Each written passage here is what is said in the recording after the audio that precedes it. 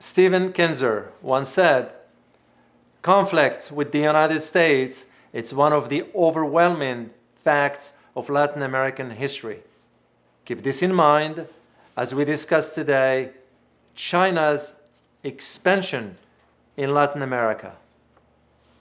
My name is Dr. David Oualaalou. And my name is Dr. Ross Stewart. And you are watching Geopolitics in Conflict.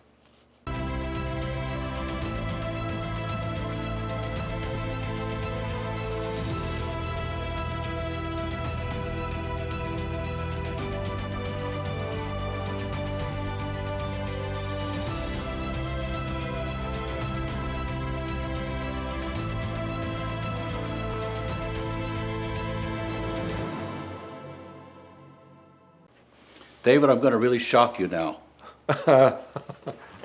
Guess who's making major inroads into the economies in Latin America? Who? It's China. And we're looking at Panama, Ecuador, Argentina, Chile. and Chile. Brazil. And what we're seeing is that the Chinese are making deals with all of these countries to help build infrastructure as part of the Belt and Road Initiative. Yeah. What do you make of all this? Well, you're absolutely correct, Ross. I mean, China's expansion in Latin America, especially as part of the BRI, the Belt and Road Initiative, it stems also from the changes going on in Latin America. And usually one will say, well, is it limited only to one country, for example, Panama or Chile? No, it is expanding among many. Well, the idea for Panama, for example, we start with that first. Panama cut off ties with Taiwan. Very significant. Yeah. In return, China dumped a lot of money into the economy of Panama. As a matter of fact, China now is the ones building the Panama Canal. All the bridges there for about $1.4 billion as part of the Belt and Road Initiative. What we see all over Latin America is desperate need for infrastructure. And they're short on cash, which means it's not going to happen. We see Western banks looking at this as investment opportunities. They say the risk is way too high. But China has a very different motivation here. With that Belt and Road Initiative, what they're looking at is future markets and future resources that they can take back to China and produce more products. So for them, it's a wonderful investment possibility, but for the West, it's no possibility at all. Yeah. Those are bankers trying to make interest as opposed to the Chinese economy, which will flourish with new markets and new raw materials. Well, the history of the IMF, the International Monetary Fund, and the World Bank in Latin America is not pretty. Oh. Because if they are saying that, the Chinese trying to put Latin America in a debt trap, they're using the term trap, which is very significant. Psychologically, yes. Will have. Well, IMF was doing the same. Look what happened to Argentina. That was a tragedy and Argentina defaulted on it. They just did couldn't pay it. They did default on their loan. And I think it was $100 billion last I looked at it. I can't remember. That is correct. That's correct. So at least for China is saying here, we will be happy to provide money, but here are the terms. And as the former Mexican ambassador to China, Jorge, once said, it's like, when America tells the Latin American leaders when they visit, they only talk about China, China, China, China. When Chinese visit Latin America, guess what they talk about? Investments, projects, business, that's all they do. So Latin Americans are not kids. They can make up their own minds. Exactly. They know the risks involved. So, and they decide to go with China rather than getting loans from IMF or the World Bank.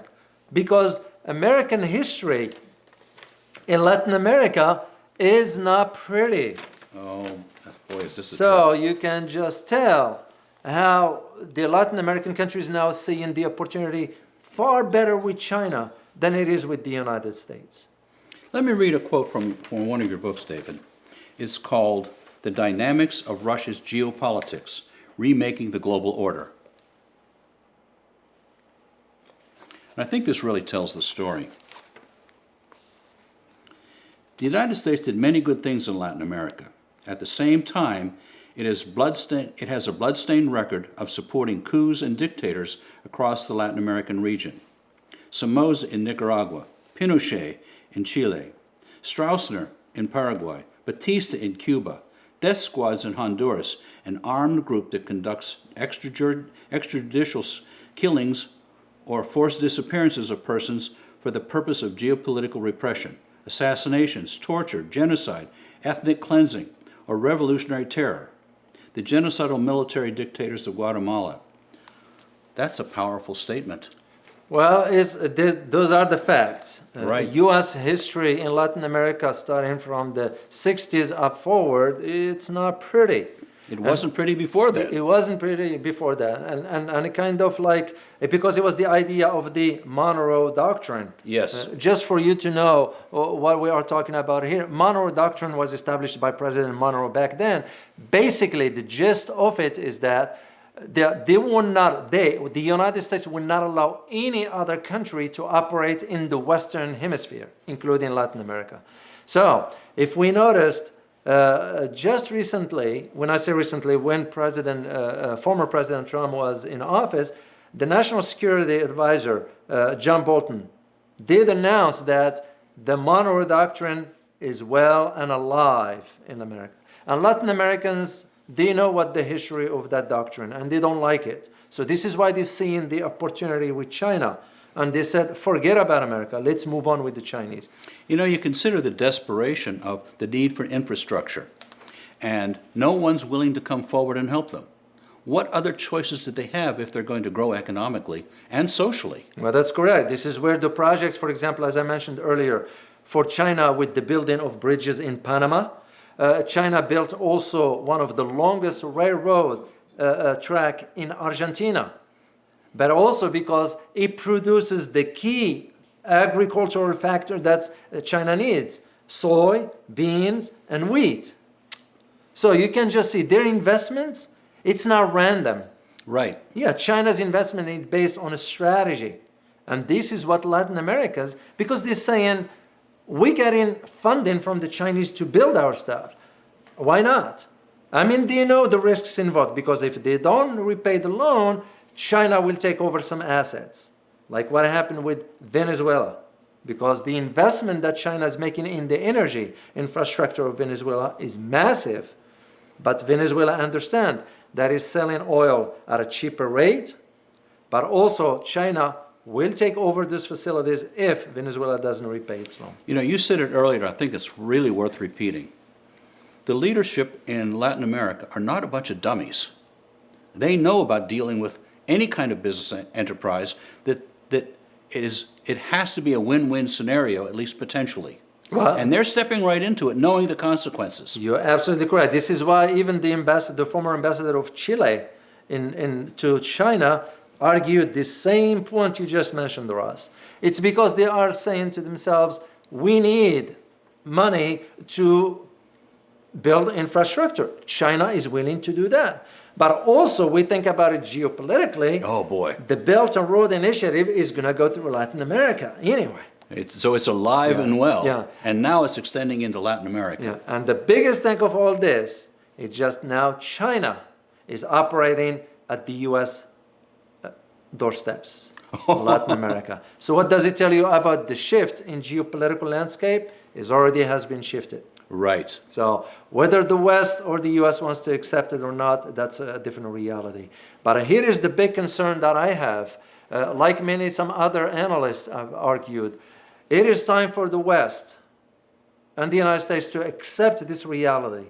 Otherwise, we're going to be reliving World War II scenario because the shift has already taken place. We keep talking about it over and over again about there has to be some grand accommodation. There has to be a fundamental change in the relationship with China. We can't keep saying they are the worst enemy you could ever imagine. Yeah. It's just nonsense. And apparently, we in the U.S. having a hard time doing that because we're always going to be viewing. It's almost like I'm going to say it straightforward. We do not want to accept the rise of China as a superpower. That's the bottom line to it. So, And China's already arrived. It's like, already are we going to there. pay attention and acknowledge it, or continue to fight a battle we've already lost? you're absolutely correct, Russ. Let's give you the bottom line here. China has a very different agenda from U.S. banks or Western banks. They're there for the resources, they're there for the market, the potential market, and they are already succeeding. They're not going away. So it's time for the West to open their eyes and take a good look at this is what's real. And another thing to consider is, and we're going to do a show on this, is how much has China invested in the United States? So it's not just knocking on our door, it's already in the door. Let us know your thoughts in the comments. Also, be sure to check out our other videos. Don't forget to like, share, and subscribe. Thanks for watching. And as always, stay informed. Till next time. Bye-bye.